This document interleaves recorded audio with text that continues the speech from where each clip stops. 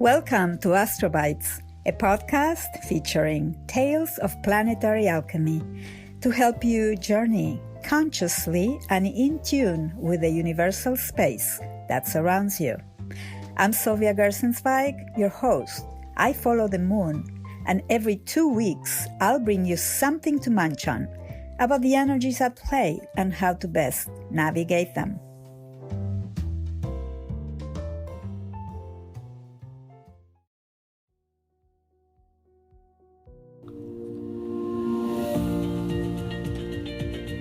Hello everyone, and welcome to my show. I am delighted being here with you, sharing one of my passions, astrology. And today I'm featuring the first full moon of the year, the Capricorn full moon in Cancer, happening at 3:48 a.m. Pacific Standard Time, at 6:48 a.m. Eastern Standard Time, and 11:48 p.m. Greenwich European Time. So this full moon is situated approximately at 27 degrees, 50 minutes in both constellations. For my new listeners, I want to share with you that full moons represent a time during the moon cycle where we reach the climax of light and intensity. It is a time of illumination, of high energy that can sometimes stir emotional tensions, but nevertheless it brings also clarity and revelations. I often like to compare the moon cycle to our cycle of breath, breathing. When we have inhaled fully and are full of prana, full of energy, full of light, invigorating ourselves with oxygen and nutrients. Well, same thing happens with full moons, bringing in much needed energy and consciousness. This current full moon of Capricorn in Cancer can highlight the themes we were most likely activated back in July 20th, around July 20th, when we had a new moon in Cancer, therefore bringing focus or awareness over the initiatives or desires that were generated then, perhaps in relation to home, family, motherhood, caring, connection, a sense of tribal belonging, or deep soulful aspirations, among other issues. But now those are brought into mindfulness with a sense that we have manifested some of those. And this is the light that this full moon in Cancer can bring over that time in the past. Of course, with the addition of taking new responsibilities over those earlier initiatives. This full moon is deeply and soulfully moving us collectively through deep waters of renewal and transformation. So let's dive into this moment to gain some understanding of what is going on in the collective and also in our personal expressions through these planetary movements. There's a strong influence of the earthy, highly realistic, orderly, and regulated constellation of Capricorn. At its most is a frequency of ascension, of alignment, of integrity in its highest ways. But in the linear reality, more in the day by day, it's a constellation that creates fundamental structures that are shared at the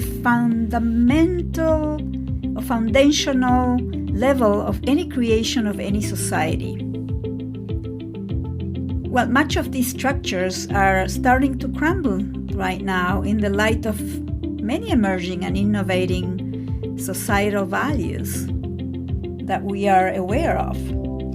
So this full moon, having the sun align also with Pluto at this very moment with that full moon, is uncovering many political corruptions, power differences, power dynamics, hidden secrets, under the light of massive exposure, which is represented by the moon in Cancer. Sometimes with this transit of the sun with Pluto, is like the sun illuminates, and Pluto is the subconscious mind, the deep-seated aspects that we tend to push under the carpet, unfinished business, guilt, shame, blame, remorse, but at the same time helping us reconnect with the soul, pressing us to clear up, to reveal, to let go, to allow. So this is a forging pressure that aims at transformation. Is the transformation of certain rules or limitations that pertain to perhaps family care, or in this case also has to do with vulnerability, feelings of connection, or simply the attendance of those in need or those that are most vulnerable. We could experience a high voltage and volatility of emotions at this time. There might be confusions and certain reactivity by recognizing or in recognizing what isn't really working for us any longer. And so inviting us to have a sudden revelation of truth that can instigate some breakthroughs and changes in life direction. And this is a powerful time, certainly powerful time. We have a lot happening in Capricorn. Planet Mars and Venus will also share this energy, and I'll share with you in a minute. But right now, I want to talk to you about Mercury Retrograde. And due to Mercury Retrograde, in this moment, started January 14 until February the 3rd, we are somehow guided to ponder and ask ourselves, what is it that we really want for our future, or the future of our communities? What's at stake there? What's true?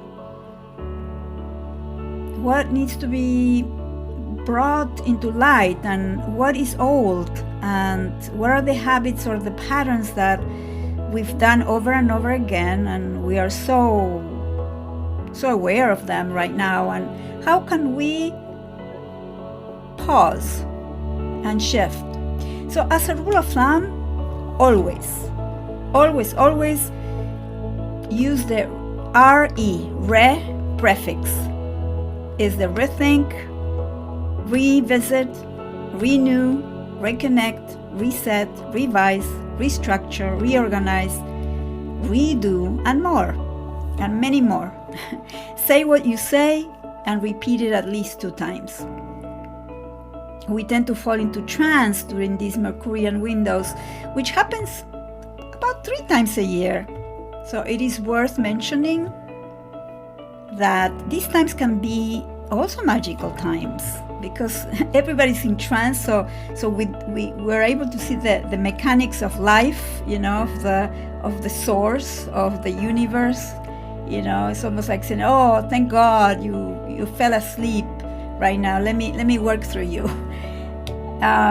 So this veil that opens up during these times reveals the subtle fabric of life and what our role in it. So it could be a time to awaken, to really see through the veil, and bringing also wonderful and unexpected surprises that might pop and show out of nowhere. So enjoy the ride. That's what I can recommend. Since Mercury retrograde is in Aquarius until January 26th, we certainly be starting to get more familiar with these arising truths and the innovations that are coming ahead. And from then, January 26th until mid-February, more or less, much will be revealed, exposed, shared, communicated, since Mercury is moving back to the conjunction with Pluto again, addressing perhaps political and global situations. There might be the recognition or addressing hidden corruptions or international boycotts or secrets that come to the surface in the media, communication-wise. So much of February will be shaped by radical long-term resolutions, definitions in relational areas that can affect personal as well as corporative, business, world-related political also maneuvers and moves among countries in conflict, which could display, the war soldiers' readiness. Not that it can be imminent, but something could be brewing, and much diplomacy could be also needed.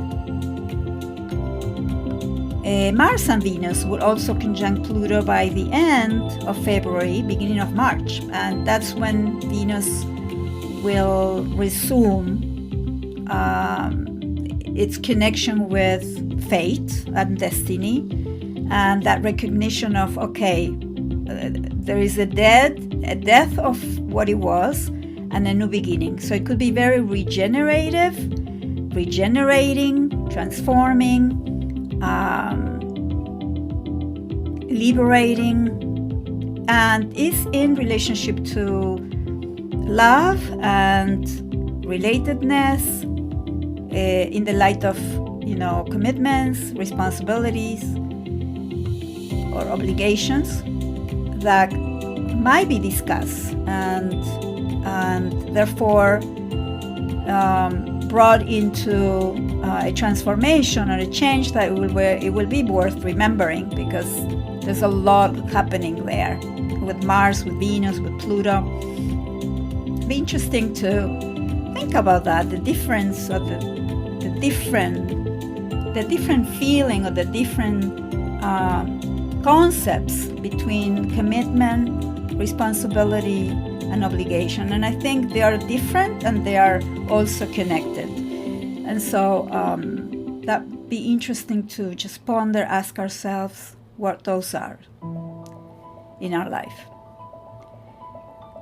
The planet Uranus, also called the Awakener, turns from stationary to direct around January 19th, January 20th, and this will move us forward into the future with innovations, progressive ideas, progressive thinking, and change. It can bring massive shifts in nature, weather, natural disasters, jolting the socio-economic and financial areas of the collective, of our life. Uranus is unpredictable, and it's sudden, and it's surprising. So we have been, and we're still continuously invited to stay centered and safe in the midst of storms, in the midst of these unexpected things that are happening collectively and those surprises that come along with that. So aiming at somehow defining and helping us define where we're standing in our values, in our ways. In the collective, we could see massive revolts, rejections of imposed rules, which divide societies or divide people, that at this moment might be calling for justice and fairness. There are unconformisms and rebellions against governmental and regulatory impositions, and this could certainly abide. So trust the revelations, whatever they will be. They might be surprising, but also very enlightening and invigorating, to say the least. I think in new and innovative ways, we need to change our habits, get up with the other leg, change patterns, and think outside the box.